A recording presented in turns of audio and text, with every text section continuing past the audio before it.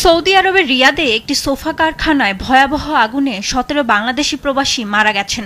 স্থানীয় সময় রোববার দুপুর 2টা থেকে 3টার দিকে এই দুর্ঘটনা ঘটে। প্রত্যক্ষদর্শীদের বরাত দিয়ে জানা যায়, ওই কারখানায় মোট 19 জন বাংলাদেশি কর্মরত ছিলেন। অগ্নিকাণ্ডের সময় আগুনে দগ্ধ হয়ে 7 জন এবং ধোঁয়ায় শ্বাসরোধ হয়ে 10 জনের মৃত্যু হয়। বাকি 2 জন বাইরে থাকায় তারা বেঁচে যান।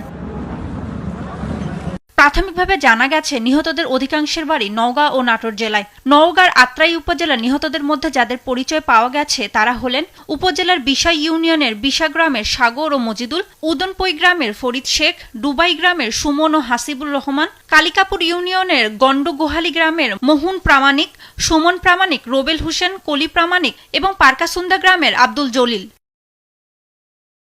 এই ভয়াবহ অগ্নিকাণ্ডে প্রবাসী বাংলাদেশিদের মর্মান্তিক মৃত্যুতে গভীর শোক ও দুঃখ প্রকাশ করেছেন প্রবাসী কল্যাণ ও বৈদেশিক কর্মসংস্থান মন্ত্রী আরিফুল হক চৌধুরী। সৌদি আরবে অবস্থিত বাংলাদেশ দূতাবাসের মাধ্যমে দুর্ঘটনাস্থল এবং স্থানীয় কর্তৃপক্ষের সঙ্গে সার্বক্ষণিক যোগাযোগ রাখা হচ্ছে বলেও জানিয়েছেন তিনি। নিহত প্রবাসীদের মরদেহ দ্রুত দেশে ফিরিয়ে আনা এবং তাদের পরিবারের জন্য প্রয়োজনীয় সরকারি সহায়তা ও ক্ষতিপূরণ নিশ্চিত করতে সংশ্লিষ্ট কর্মকর্তাদের নির্দেশ দেওয়া হয়েছে।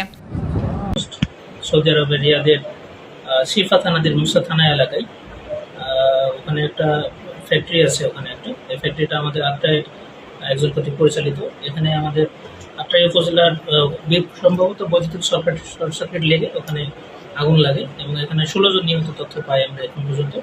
এর মধ্যে আমাদের আত্রাই উপজেলার 11 জনের তথ্য আমরা যাচাই বাছাই করে জানতে পেরেছি এবং আমি নিজেও গতকালকে রাত্রে গন্ডগোয়ালি এলাকায় পরিদর্শন করেছি। এখানে আমাদের 4টা ইউনিয়নের আসলে এই সংখ্যাটা পাওয়া গেছে 11 জনের এবং আমরা দূতাবাসে যোগাযোগ করেছি যে তাদের লাশগুলো যত দ্রুত সম্ভব যেন আনা যায় এবং পরিবারকে আমরা সান্ত্বনা বা সহমর্মিতা জানানোর চেষ্টা করছি।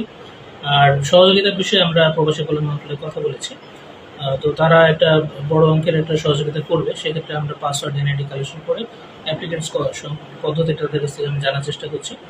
পাশাপাশি আমাদের উপজেলা প্রশাসনের ক্ষেত্রে তাৎক্ষণিকভাবে যদি কোনো সহযোগিতার প্রয়োজন হয় আমি সেটাও পরিদর্শন করে দেওয়ার চেষ্টা করব।